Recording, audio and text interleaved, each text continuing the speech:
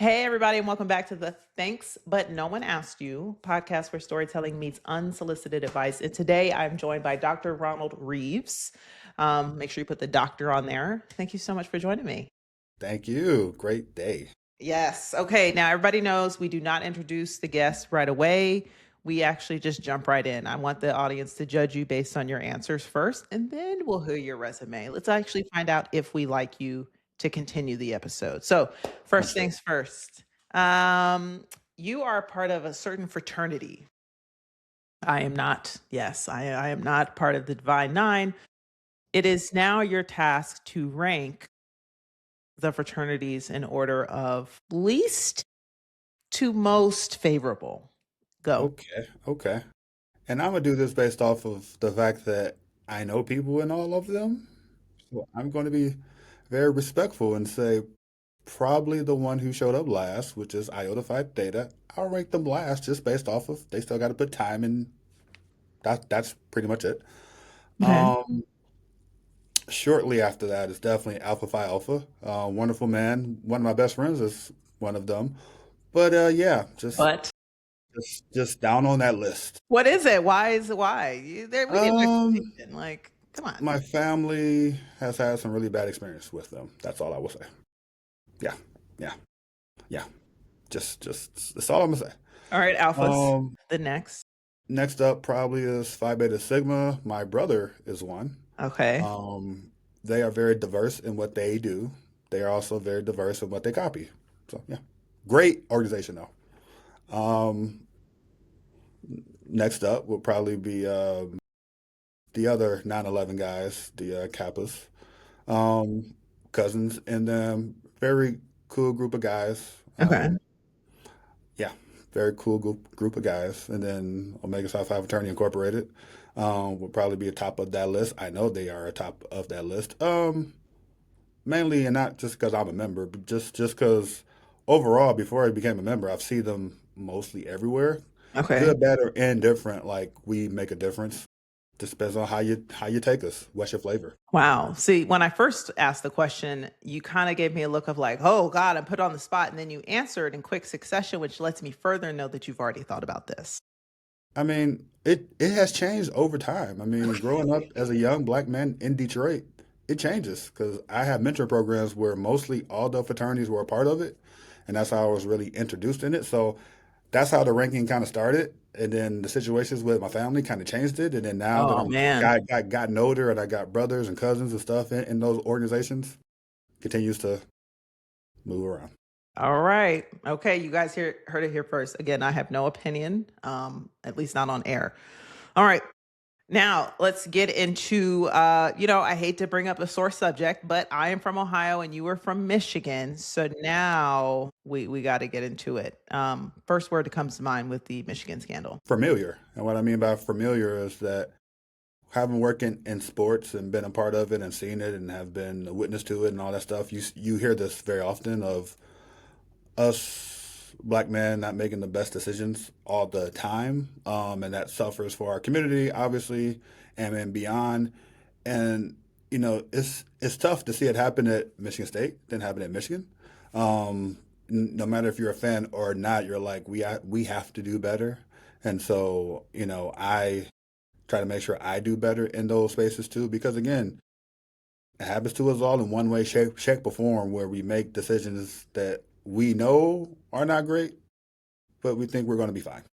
Okay, we're gonna dive deeper into this, just Go a ahead. touch more because I have thoughts and opinions about how these kind of occurrences impact the organization as a whole that no one ever seems to want to talk about. I'm like, what about everybody else that's still there Yep. or went through Yep. that? Okay, and finally, last question. It is the holiday season. Do you celebrate hmm Christmas? Yes. Okay, what is a must-have song like this? If this song didn't play, it wasn't Christmas. Mm. Probably Silent Night. I love Other Silent Night. Temptations? Yes. Yes. Yes. Yes. Okay. Yes. Right, It's, you're like, it's one of "What other those. one is there?" You know what the funny thing about it is, and it's not just because of the song. Like I love Friday After Next, and it plays in the beginning It of the movie, does. and Y so No that's one one of my loves favorite Friday movies. After Next. Hey, I literally talk about this sometimes. People are like, "Wait, that song's in the movie?" I'm like, "You've never seen the movie because there's so many Christmas songs in that movie and so many great I watch it every Christmas, So maybe it's a holiday once a year. movie. It's a Yeah, holiday it movie. really is. Okay, and so actually that is actually the last question. I was supposed to ask you the same question about your favorite movie, but now I actually would like for you to rank the top 3 holiday movies that must air somewhere in the home. Ooh, see, that's tough because I'm not a true holiday fanatic movie person. Mhm. So I don't have a like I have to watch these every holiday. Like, yes, I do watch Friday After Next, but it's not like a must. Uh-huh, So I uh-huh. and so like I don't have those. Like I never really had those. Like I remember growing up, I would watch Charlie Brown Christmas and all that stuff, but it never really stuck. And so Yeah, it's not a great movie. I couldn't tell you what it's about. It's about a tree. yeah, it's about tree. That's all I got. I think it's about the tree. But what about A Christmas Story?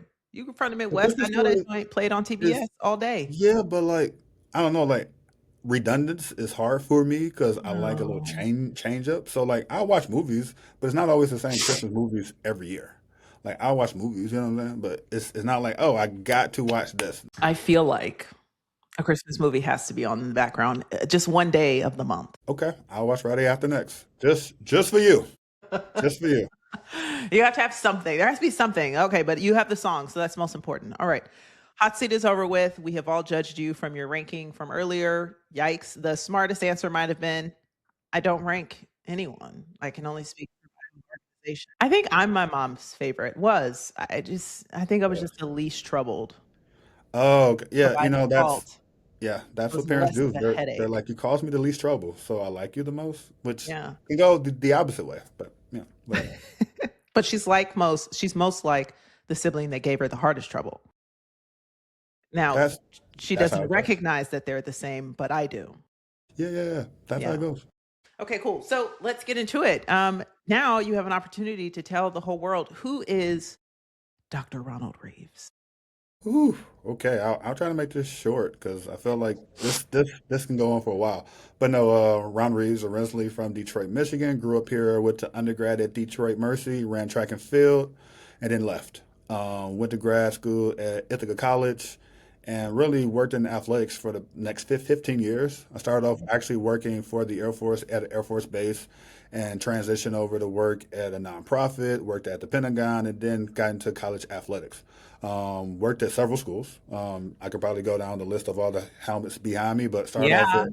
at Alabama A&M, went to North Carolina, then worked at Milwaukee, worked at Southern Illinois.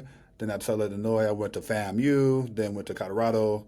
And then before coming here to Oakland University, where I am now, I was at Aquinas College as their AD. But, beyond sport, I'm a person that loves family. My daughter's about to graduate in the spring from Grand Valley State, so I'm very excited and proud of From her. college? Yes, Oh my God, yes. you old. Okay. Anywho, yeah, I have a wonderful daughter who's about to graduate from college. Been a member of Omega Psi Phi for the last 12 years, yes. Wow. But really love to give back. I do a lot for Special Olympics. It's just been a passion of mine that kind of grew.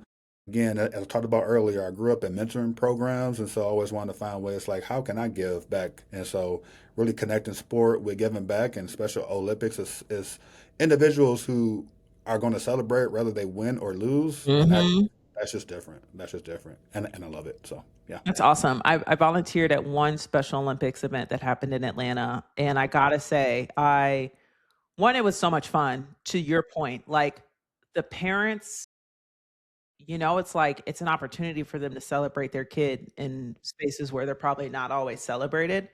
Um, and it's just actually a lot of fun to watch them just compete. But I will say, before, I mean, I think just growing up, I was very uncomfortable around people with special needs. The same way I'm uncomfortable around really small babies. Like, understood. don't hand me your baby. Don't want to I'm mess gonna it up. drop the baby, right? Yeah, And then the same with people with special needs. Like, I think it's one of those things. Like, I didn't understand the range of what was going on. I don't really understand what they're capable of. So I do nothing. I say nothing. Um, and yeah, that's like just a space. When I joined Microsoft, I always said I'm going to join the disabilities ERG.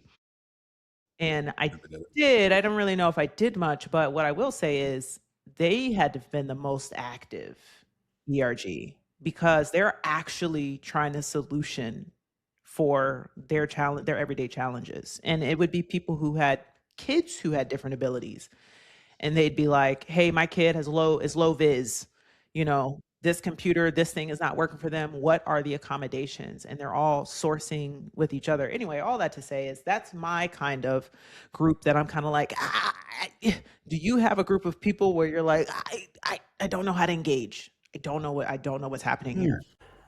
That's tough because I try to be diverse in who I can be around, but I think, sometimes it's individuals who are very strong in their religion. And I mean strong Mm, as in like, you got to be this, you got to be that. It just kind of rubs me the wrong way because I've seen some great people who practice religion every day. I've seen some great people who don't. I've seen all different walks of life where you're just like, hey, your way is great for you. That's yeah, great. I support it. And it may work for other people too, but it doesn't mean it has to work for me and everybody else around. And yeah. so that's always hard. I love spirituality, but I feel like sometimes the religion gets taken too far and it kind of makes people uncomfortable. It's like weaponized sometimes. Yeah, yeah, yeah. And that's weird because again, you That by know, the basis of religion, it's supposed to be inclusive. yeah, yeah. And I understand where people say, they fear God. I understand that.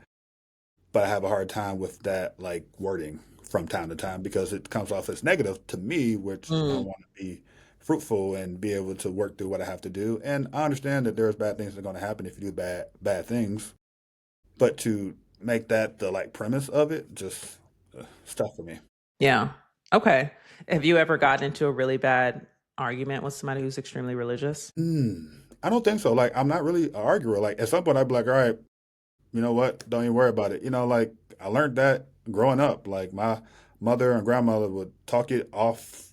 Then you're just like, okay, you know what? You win. So I learned Mhm. to understand that at some point they're gonna feel like they won or they have to win. So back up, relax, and it's okay. That's really tough too because it's not a win or lose situation. Correct. Correct. Correct. Correct. But a Yeah. lot of it feels like it is. Like I have to get them to the other side, and it's like, but I also feel like that's how religion was spread in general. Like we have to convert as many people, and so I think that mindset still exists. And I'm like, you could do less. We don't need it. Don't need it. Okay. What we need to do is bring back those commercials that were like, the more you know. Remember those with the rainbow? We don't have any more thing. We don't have anything like that anymore. Like where people are where TV is educating us to be on the same page. It's gone. It's missing. It's educating us to give money or buy something. Okay, let's pivot because we could go down a rabbit hole here. Recently you and I were on a call with a child, or some would call a 23-year-old, and some things were said that stuck with me for a few days. And so I've been asking people regularly now, when was the moment that you recognized that you were either a old or washed? There Mm. Old or it's washed? something happened. I would say this past year, 39, I'm now 40, but all of 39, a little bit of 40 has been like, I'm starting to realize like, oh my God, I am outside of the spectrum now. I am over here. When did this happen? When did you first realize that you were old? I think as being a former athlete, you realize it when you try to play a sport and it don't go right. And I don't mean the sport. I don't mean win, lose, or draw, make baskets. I mean, you're like, all right, cool. Like I worked at a place and they were like, oh, we're gonna have a staff versus students game. Sure, great. Oh yeah. I went from a meeting to the game. No No, stretching, no warming up. So I'm going down the court. I cross somebody over, and I just like, yep. You know you were what? on the ground? I wasn't on the ground because I wasn't going to fall in front of these students, but it was like, oh, yep, that's definitely a hamstring. And so after that, in order to play games, I have to like mentally prepare. I got to stretch. I got to make sure I'm good. Got to get there early. I'm an early Get person. there early is I, crazy. Do I some got warm-up I got to laps. make sure everything's working. And if it feels off, I'm gonna be like, you know what? I'm just gonna go half speed. because your quality of life changes when your hamstrings pull or something pull. You're just like, yeah, I hate everybody. Yeah. So yeah, that's that's me. Like I can't When just pick was up. this? This was literally 2 years ago. So 2 years ago, you realized I'm old. Uh-huh.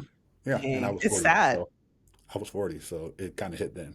I was Oh, like, it's a sad oh, I can't time. just go ball. No. No, no. And funny enough, men really are the only people that make this mistake. I don't know what it is with y'all, but it's also only men that ask me. For my viewers who've never met me, I am 6'3", and only men ask me if I still hoop, and I'm like, what? That is the literal response. Do you still hoop? What are you talking about? Hoop what? Right. What do Like, you no, mean? done. Like, no, I'm not putting on a sweatband and going to the Y like you. Absolutely not. I recognize my age and it's just not safe. I've also had 6 knee surgeries. And then I say this and men are like, well, I've had 3 and da da da. I'm like, it's Right, well right. worth it for you to grab a seat, Right. sit Several. down. So shout out to LeBron and Chris Paul. Should we? Hmm, I mean, does he count? Anyway, okay, so you're older now, you've gone through the motions, you've been at a million different schools, but you also are a doctor. Do you flinch when people call you Dr. Reeves? It is only weird when it's friends. So like, one of my friends who used to work with me called me the other day. Hey, how's it going, Dr. Reeves? Are you what? Who are you? What? I work on me, Dr. Reeves. And then I realized, are you at work right now? Yep. Oh, okay. That's what's like, you can Oh, call me okay. Ron or whatever.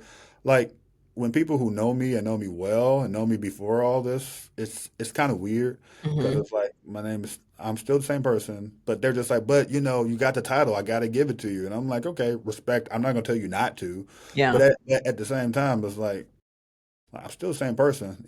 And so they don't treat me differently. It's just funny when they be like, all right, Dr. Reeves, and I'll be like, yep. But do you have PhD behind your name on LinkedIn?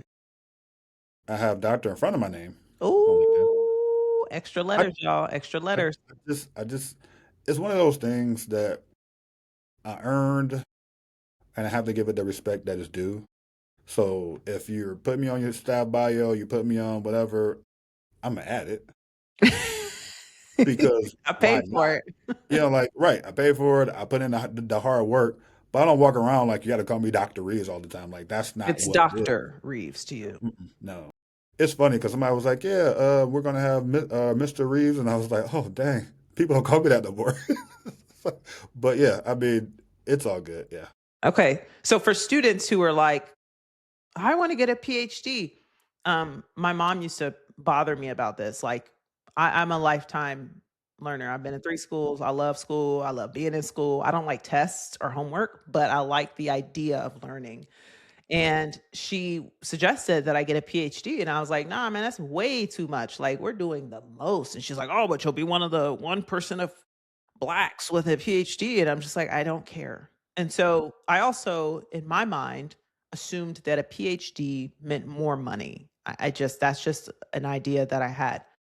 Can you clear up any misconceptions that maybe you had about a PhD that young people need to understand? Like, here's actually what a PhD is good for. Here's how I use it. Anything like that. It depends on the field you go in. So I Hmm. got mine in higher ed administration, which can mean I can work in any department, in a leadership role within college. But working in a college, they have systems. They have levels of how much you can get paid. If I decided to go the educational route and become a professor, then that would have been a different world. And Right. so I have had in some spaces where they give me an extra blah blah blah because I have this degree. But if you come in at the same level as everybody else, you're gonna have to be in the same level as everybody else because that's just how the school works. So if they're Yeah. like the pay band is 80 to 90 or whatever, you're staying in that pay band because that's the way that the school works. You might be able to go higher up because of the degree or years of service or whatnot, but it doesn't always work out that way. So understand what you're getting your doctorate in and understand how to apply it. Also, a lot of people think it's the hardest thing in the world to do. It is difficult, but it's not the end of the world. Like it really came down to, I had to take two years of classes and then do my research. And the research was not the hard part, the easy part, because I get to talk to people that at a topic that I'm already interested in. Yeah. And That so, matters. yeah, and the classes gear you up for it. You write your first couple chapters in those classes, so you're already Oh, done with most of the work. you wrote And chapters. so it wasn't that bad. And it's funny to say that, you put together a 150 page blah blah blah blah blah blah. Like it really wasn't as bad as it seems. And I'm the person who hated reading, hated doing homework, hate doing like I was a 3.0 student that could have been a 4.0 student, but I was like, you know what? I want to have a life. Yeah. And so even with that, I was like, you know what? Let me get this. Let me do what I have to do. But it wasn't going to take over my life. So a lot of people were like, yeah, you got to put 20 hours a week in for this. Yes, there's parts that I had to. But for the most part, I was able to go about my life, my work, my job, and still get it done. Now, mind you, every PhD is different. So I'm not saying this is how it is across the whole gamut, but you got to make sure that you understand like you can still have a life, you can still get it done, you can still have your family. There will be times where stuff will be hard, but if you want it and you have the opportunity to get it, then go ahead. Like I was gonna wait until I got to a school that took care of it, Yeah. like paid for it. And so I got there, and as soon as I did, I was like, all right, cool. Let me apply for the program. I started the second semester. I was at the school and finished it. What school? So SIU, Carbondale. Okay. So I started when I was there, and I actually left during the time because this was COVID. Everything went kind of crazy. But I found also that if you write them and say, "Hey, I want to get um, tuition remission every semester," it kind of worked out for me. Like every Yeah. semester after I left, they took care of my tuition.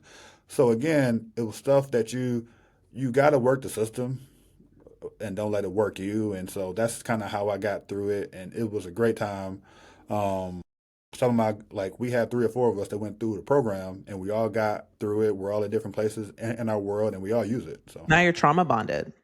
yes, yes, Okay, but yeah, now and so when we talk about postgraduate degrees, when I talk to students, I will let them know my take on how important it is, the name of the school that you got your degree from. So I'm curious to know your perspective. When I was going through business school, Vanderbilt Business, Owen is the name of the business school.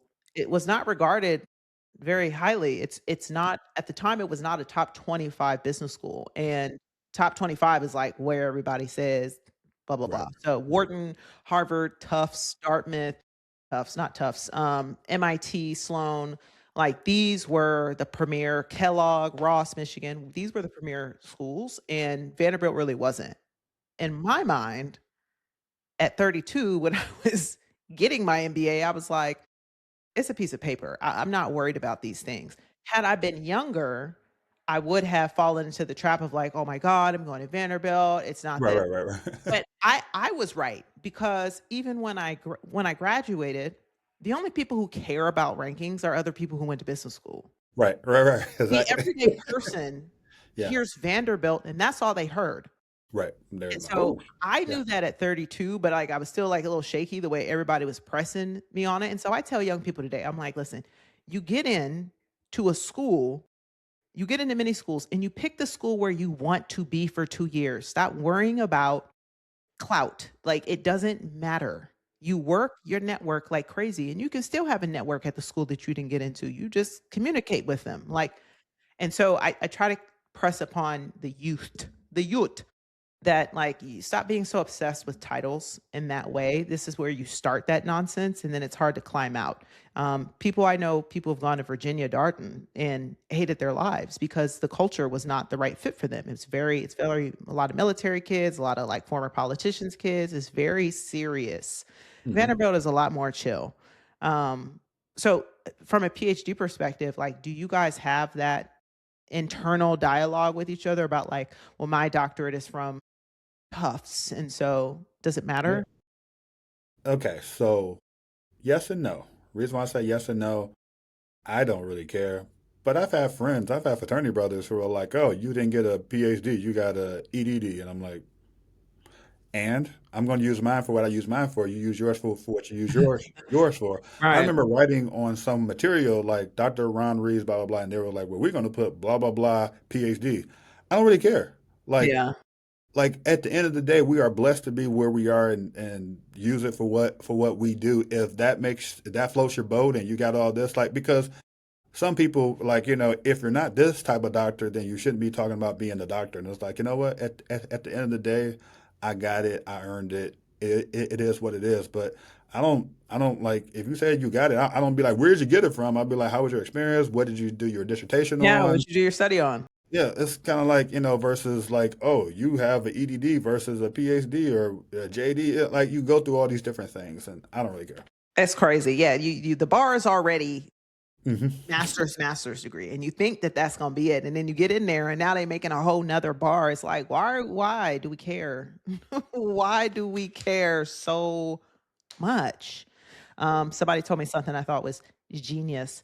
She was talking about we were talking about medical students and this like stigma around being ranked. Like we've kids being ranked in their class started in high school, and then some people latch onto it and they can't let go.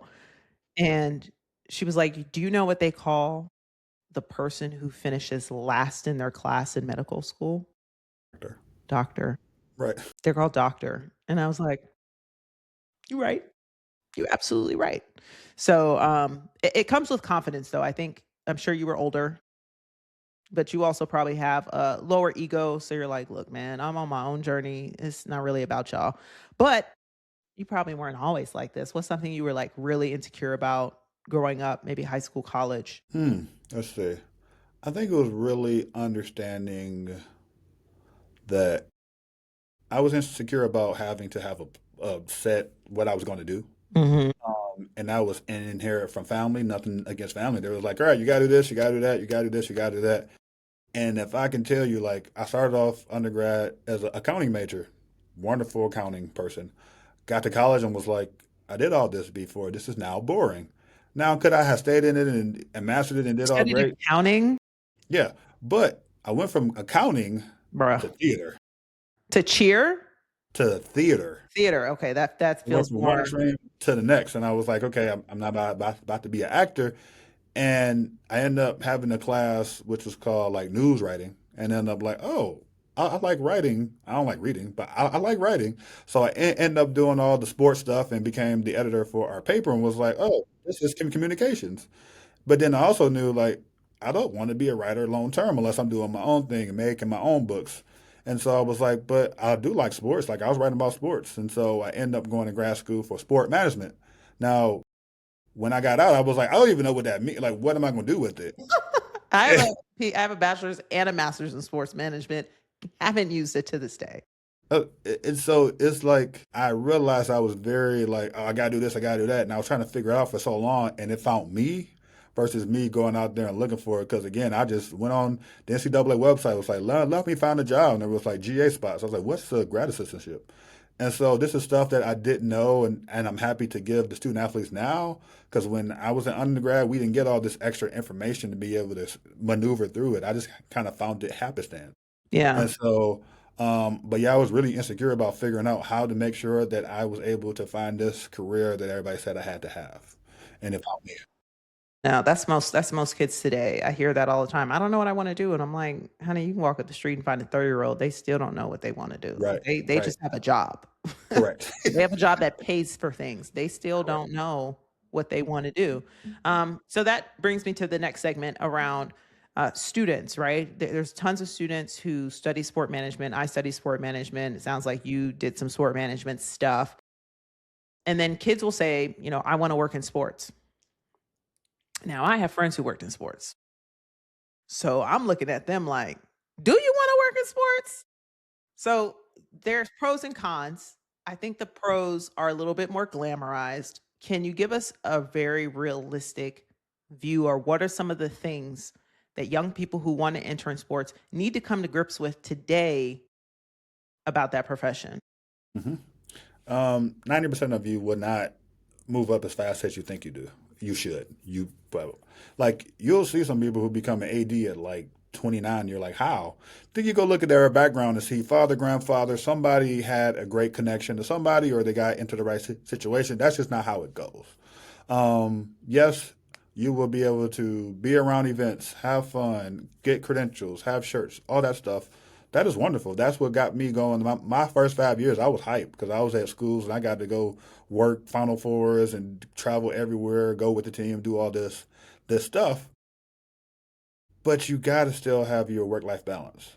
And that's what is missing from a lot of young folks. And that's the reason why after COVID, a lot of people got out of sports because you were so used to like, all right, I work all the time, I work all the time. Wait a minute, I don't have to work all the time. Wait a minute, I don't have to be in the office all the time. So make sure you walk into it with the work life balance so you don't have to adjust. Because I had to adjust over time to be like, wait a minute, I don't have to take my work home.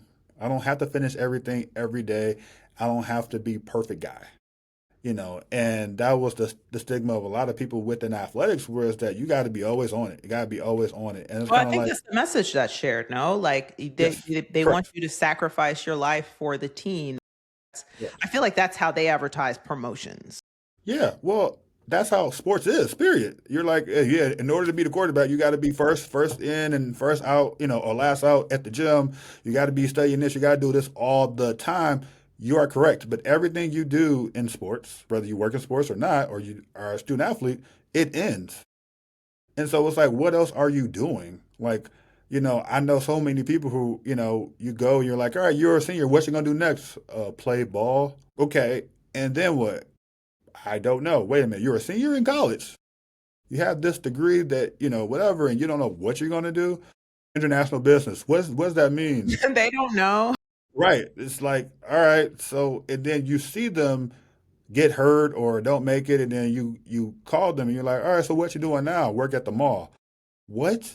And so it's just kind of like for those who want to work in sports, understand that it's gonna be difficult, but you still got to have a work life balance, and it does help to get to know people outside of your walls, your 3, 4 walls that you work in. To go, hey, one day I want to work here, and so like when I got to Alabama A&M, I was like, I want to work in North Carolina one day. And I was like, how do I do that? I don't know. Let me email the athletic director, Bubba Cunningham. And then I emailed him and he responded. And I was like, can I come out and see you? I'm going to pay my ticket to come to a game. I just want to meet you. And so that's how it worked out for me. Now, mind you, the networking and how crazy it has changed. Yeah, I could do that now, but I can also say, can I get on the Zoom? And, can I connect with You ain't gotta go you? nowhere. Right, you ain't got to go nowhere. And so understand that whatever you want, you can probably get it. It might not happen today or tomorrow, but it will happen. But you got to make sure that you're intentional about it. And so most of the things that I've got within my career, I was like, yep, brought that upon myself to get it. It may have took some time, but that's how it worked. And so like understand that yeah, you're gonna have fun. You're gonna have to work crazy amount of hours, but please try to get a work life balance. Try to be intentional about where you're going. If you're happy where you are, still network, still get to know people because you just never know what's going to happen.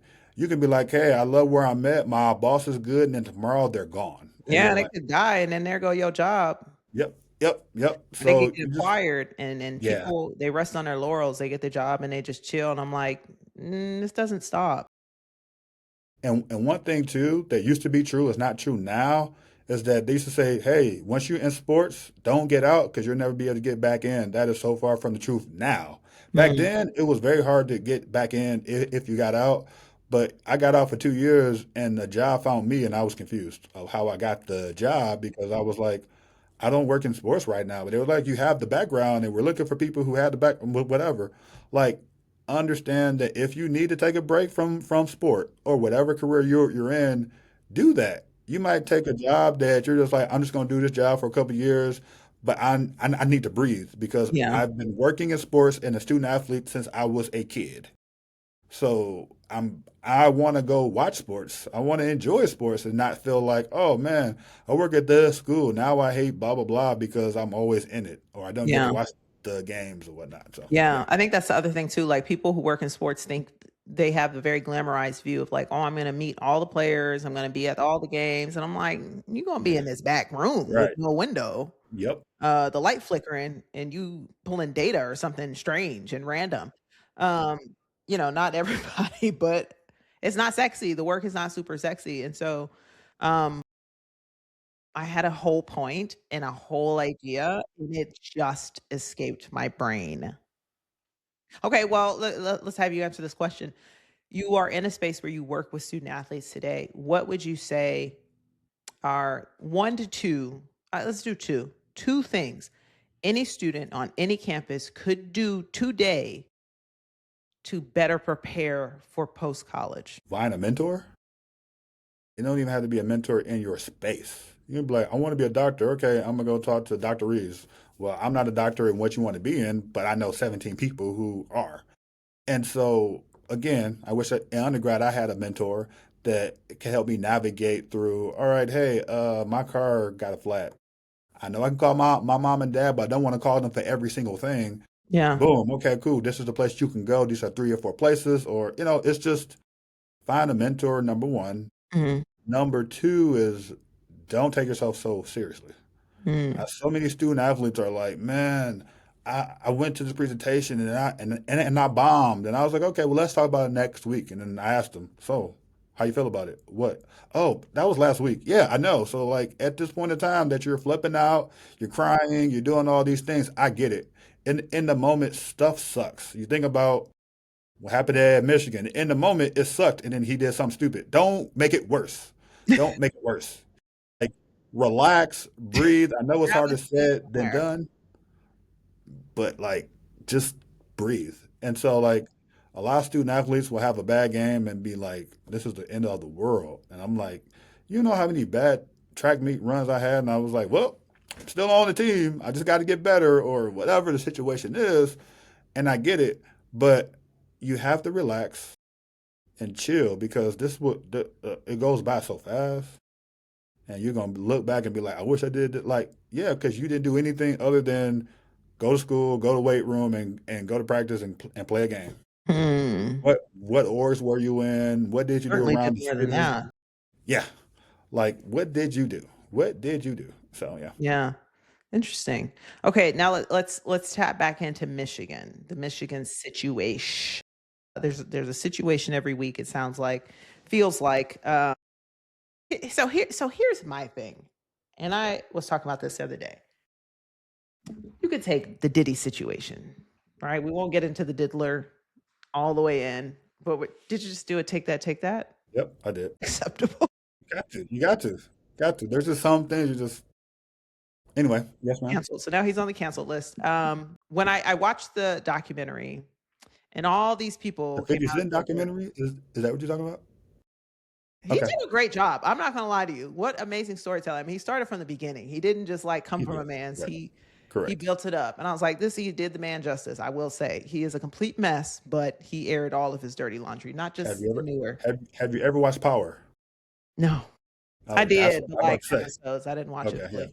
Anyway, yes, ma'am. Okay. So all these people that come in the documentary, right? They're all victims. Today they're victims. Before, they were trying to get their own position of power. And then I think about them. And then I think about Michigan. And I'm like, anywhere there's a bad actor, they are surrounded by floods of people who made it happen, Hmm. made it permissible, didn't speak up, some for fear, but some because they were greedy and wanted to figure out what was in it for them. Bernie Madoff said it perfectly. When this man got arrested, and nobody liked his response, but I said, he's not wrong. He said, that, people said, people have killed themselves because you stole so much money from them. Do you feel guilty? And he said, I mean, the blood's not on my hands. Those people were greedy themselves. They threw all their money at me, thinking that I could make them more money when they already had so much money. Yes, yes. And I'm gonna be honest, from the outside looking in, I look at Diddy, I look at Bernie Madoff, I look at this dude from Michigan. I'm like, what about all these people around them? And so there's a question in here somewhere. So what I guess I would say is like, I also hear that. Well, I'm of a mind that like somebody has to speak up. Period. Full stop. I don't mind being the whistleblower. I don't care. I'm gonna be on the right side of history. How should we be empowering like the younger generation to speak up for things when they see them? Yes, it's scary. you may get fired, whatever, like, what's in it for them to speak up, if at all? No, that's a tough question because haven't seen it, haven't been around it, haven't been part of the culture that we have within life, but also athletics. Whereas that, he may be doing this or she may be doing this, but as long as this happening or as long as it doesn't affect me personally, blah blah blah. And then you have a documentary come out and they're like, oh my God, he was the worst person ever, and you're like, wait a minute, but you were there the whole time. Right And there, so y'all high-fiving in every photo. right. Right. And so, like, that's hard to tell a young person to come out here and speak because I've seen people, young people, speak up, young student athletes speak up and get shunned because of Mm. they're telling on the coach, they're telling on the administrator, they're telling on the professor, whatever the situation may be. That's tough. I say at the end of the day, it seems to work out when you are yourself and true to who you are, whatever that is. Whatever that is, good, bad, or indifferent.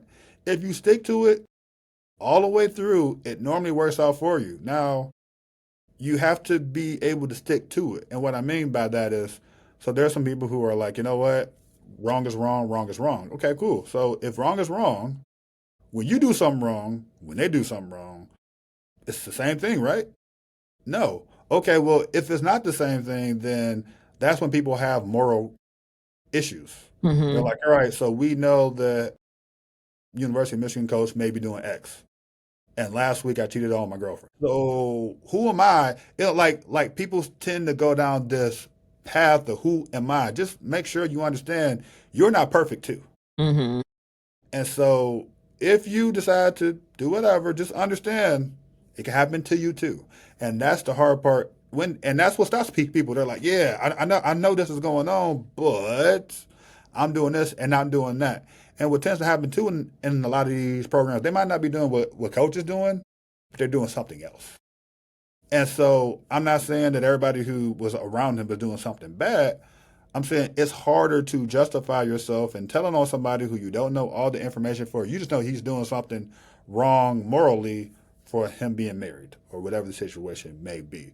So it is difficult, I think, for young people or even older people to really have all right, I'm the moral compass of what's happening in this situation, so let me go talk about it. Normally, when these things come up, it's from somebody who's outside of it or the person who's actually happening to. Yeah, they But were the victim now, so they're like, correct, retribution. correct. Or somebody walks in the room and sees something bad that everybody's looking at, like they've been doing this forever. Like what are you talking about? And they're like, that's not good. I'm gonna go report it because they're not connected to it. And so it's harder for the people who are connected to it to really say something because at some point they are a part of it. They are a part of what just happened. And so that is difficult to watch and see because I've seen it happen to student athletes, parents, coaches, whatever, where now that it's happened, now they really want to go spill all the beans. And you're just like, bro, where you been the last 2, 3, 17 years? Yeah, it's a mess, all of it.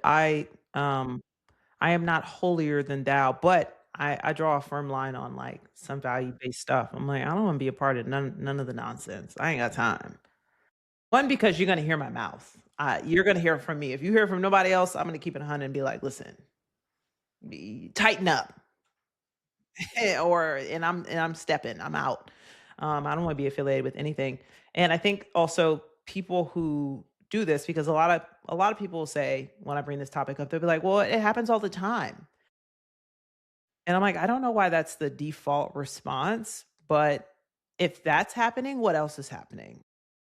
Yeah. That's And I that's mean, where my thinking goes. Like, if yeah, that's happening, what else is going down that yeah, hasn't come to light? you'd be What are surprised. what are the impacts of when something like this happens in an organization? Like, how does that affect the rest of the organization, student athletes, coaches, if at all? Well, you start from the core. Like, all right, he gets fired, and you're like, they have to hire a new coach, Right. which means we all basically may have lost our jobs Damn. because of the situation that started here. And obviously, at Michigan, you're either going to have a good and a bad with the football program. We'll see what happens over time. But Michigan has had multiple things happen over the past 6, 7, 8, 9, 10 years that now you're really looking at the culture of the department and not just the football program. But are they? I'm Probably not. they supposedly they have an outside firm coming in to really look at the department. I don't know. I don't work there. Um, but when that happens, like everybody tends to really second guess the decision that they made to go said place or to be a part of said whatever.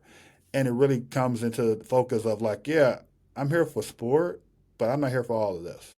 Yeah. And so that's when the culture kind of changes, good or bad. I mean, you've seen it happen a million times where somebody could get in trouble for something that they did, and everyone's like, "Well, they've been doing this for 20 years, and these are all the people who said that they did blah blah blah." And you're just like, "Wait a minute, why is this so cool over time until somebody says something, and then Yeah. it's like this floodgate." But you also realize that people have normally they try to report this over time. And normally it's like, oh, okay, do you have hard proof? Were you there? Do you have text message? Do you have blah, blah, whatever the situation? And it's so difficult because you are innocent to proven guilty, supposedly. And sometimes in those sports situations, they're just like, oh, okay. Like, do you have hardcore evidence? No. Okay, well, we're not about Yeah. to go down this path because this will make national news. And what if it's wrong? Then I'm fired. Whatever the Yeah. situation. So frustrating because then like schools will bring someone like myself in who I'm trying to teach kids how to have ownership and leadership and responsibility. And they're probably surrounded by people who don't even model that very thing. So it's like you're talking out of both sides of your mouth here, guys. Okay, now I want to talk about spouses. So my friend, her husband he played overseas for, I don't know, 12, 15 years, something crazy. And she had to move to Russia and Italy. I mean, they were amazing cities. I mean, they last lived in Milan, so it's not much to complain about. But when you think about some of these schools, like, I don't know, Mississippi State, Starksville, like these cities are Stores, Connecticut. These cities are not fun. And so, like, what are your thoughts on that? Like the partners and families that have to move with you. I know I've met many coaches who are like, "Oh, that's just the nature of the situation." I'm like, for you, but what about like your whole family? Your kids have to move to a different school. I mean, how does that work with all your movement? Right. And I think so to me, coaches and administrators are different in this. Mhm. Um, because coaches are normally going to where the job is or where their pipeline is, whatever that situation may be. So okay, you might start at Oakland, all of a sudden you at Michigan because your assistant coach or whatever has moved up, but whatever. Mhm. And so that's a little different because when you're an administrator, you go to where the job is and not necessarily follow the people who you're around. I think it's harder for coaches because you can be like, man, I love it here at Michigan or wherever. And then coach gets fired and you don't technically have a guaranteed job.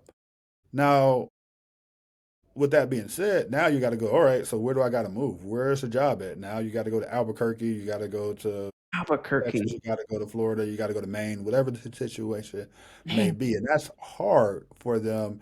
And so I know a lot of my compadres who work in athletics who coach are like, yeah, I have to be upfront with my partner, like, hey, I'm gonna have to move about 6, 7 times to get to where I got to go. And so, like, one of my good friends, her husband is a football coach.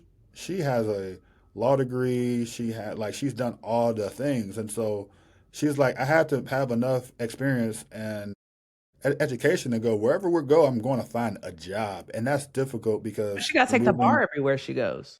Yeah, as I said, and she ended up not being a lawyer in every state for that reason. She works in sports because again, that was more efficient to what they needed. So it's difficult. I think about it in my career and dating over the time that I was in. I dated somebody who was a doctor at one point in time, so I was like, wherever I go, she's fine. But we had conversations. When I was interviewing, I said, "Hey, my girlfriend is a doctor. Will she have said job?" And so, you really got to be intentional in understanding that I'm moving this person who may go to Carbondale, and now all of a sudden they're like, "What? I'm here. There's nothing really for me to do, but you're here." And so, it's difficult, and that's why like people who work in sports can't date people who work in sports because we're both going to be trying to do what we have to do. And so you see a lot of people date somebody or marry somebody who may be more of a stay-at-home person, or maybe a teacher, or maybe something that's more flexible, Transferable. um, Yeah. transferable no matter where you are. But that is difficult because you have to, and then you have to normally have somebody who understands. Because yeah, I might be like, hey, I'm in Oakland today, and now I got a AD job in Alaska. I'm not going to Alaska, but I'm just saying, like, you have a great opportunity, and you're like, yeah, we got to go do this for 5 or 6 years. What? It's difficult, and I feel bad for a lot of people who are dating people who work in sports, because your time is not the same. Like your location, all that stuff is not the same, and they can also be fired tomorrow. And now Yeah, you're and like, then they gotta move. yep, yep. And now It's you're like when like, we're just dating, do I follow this person? right, No. right. You're like, you got fired, and we're just here hanging out in the state until you find said job, and now it's so difficult. Yeah. Mm-mm. Dang. Oof. All right. Well, we've covered so many topics. I think the youngins will be appreciative of your candor. So now it is time for my favorite segment of the show, which is called This or That. And this is where you will pick a audience, a group that I will give you. So it could be cat lovers, could be dog lovers, and you will pick one and then you will give them unsolicited advice for about 20, 30 seconds. It is not cat or dog lovers. These are all different categories. Are you ready to Yeah. go? Yes. Okay, so you have worked at both HBCUs and PWIs. I have feedback for both, but you are going to give your unsolicited advice to one type of institution. Which one will it be, HBCUs or PWIs? For those of you who don't know, it's a private white institution, and HBCUs are historically Black colleges and universities. I'm gonna go safely into the PWI world, because I can go on No, and on. why are you not going to talk to the You asked me a question. You HBCUs said this or that. PWI. Okay, look. and then tell me why you don't want to do HBCUs? But I'm listening. And I'll start off with that first. Well, because I can go on and on. I've had great experience. I've had terrible experience. I've done great things. I've done bad things at HBCUs. That's a whole nother conversation within itself. PWIs, I've had mostly the same experiences. Um, I'll have a great person, a great boss, a great something, but there's going to be something that doesn't connect, where you're just like, you know what, I'm doing wonderful here, but I'm not getting what I need. And it's not always. Like I said, I've had some wonderful experience. I've had some great, like some of my best mentors have came from those schools, whether they're black or white.